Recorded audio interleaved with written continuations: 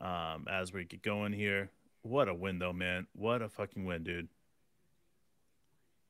That was tense. That was so tense. There was no givens this whole game. Um, Slow start.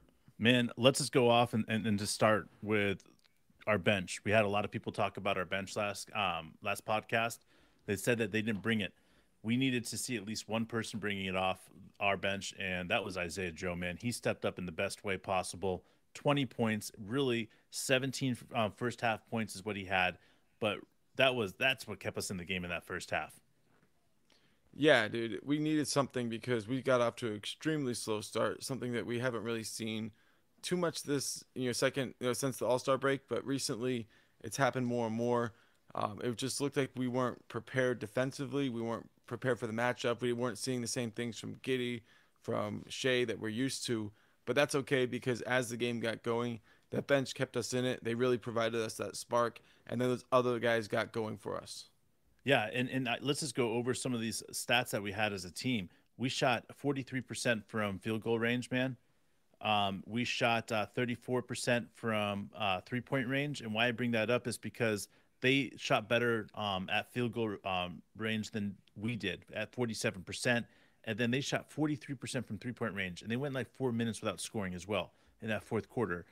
So this was just an incredible job by their um, uh, team by recognizing what our weaknesses were and what we are going to have trouble guarding, and they took advantage of it. And again, we're playing against a team that's very seasoned, that's really trying to not make that playoff push, but these are a bunch of guys that are trying to prove they belong in the NBA. And I think that's the thing about it. You had Little had 28, which is a season high. You had Shaden Sharp, who had a career high with 28 or something crazy like that as well, maybe 30. So again, this was just at an abnormal game for some of these guys because they've been on the bench, not getting a lot of playing time recently. Yeah, and you mentioned Isaiah Joe off the bench leading the way. Jan kicked in four, Trey Man kicked in five, and JRE kicked in five. So let's talk about these starters. J Dub really carried the way so many minutes when things were struggling. He was the only guy that was getting things going. He scored 23 points on 9 of 14 shooting, 2 of 2 from deep, Hmm. 5 rebounds, 4 assists, and 2 steals. And defensively, he probably had at least 8 deflections that didn't end up in steals but could have potentially been there. Yeah. So he was really hounding everybody. This was a good bounce back game for him because he's had some quiet games recently, and they really didn't have a good answer for J Dub. Yeah, and we almost saw Josh Giddey with another triple double. He had 17 points, 11 rebounds, 6 assists, 1 steal, 2 blocks. Just a phenomenal game from him. And we've been just talking about Josh Giddey's performance recently a lot because we feel like he's been stepping up in a lot of big ways, and we believe in supporting him. But just a great game, man. Yeah, and the way he shot the three ball down the stretch, especially, but all game, tons of confidence, and he was able to hit one that really seemed like it iced the game. Shea, 31 points on 17 shots, 9 of 17 shooting, 13 of 15 from the free throw line, 3 assists, 2 rebounds, 4 steals, guys, and he just kept the gas down. There was a scary moment when he turned his ankle. It seemed like it might be serious, but I know it's going to hurt tomorrow. But right now, he's feeling good from the win.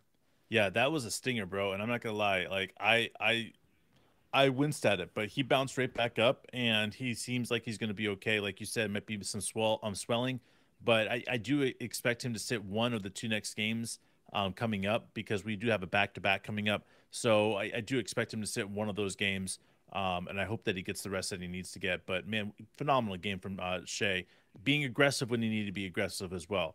You talk about J Dub.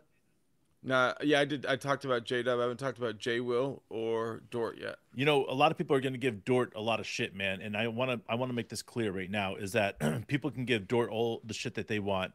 2 for 14 in field goals and 0 for 6 in 3 point range, but he's attacking the hole. And wasn't it Dort that made the stop that pretty much sealed the game? Like that's my point, guys, is that Yep. Dort makes plays at the end of games every single time. He's hit game-winning shots. He's getting charges. He's doing the things on Kawhi. You can say all the things you guys want to about Dort, but the reality is that Dort is still going to do the things that are going to take to win games.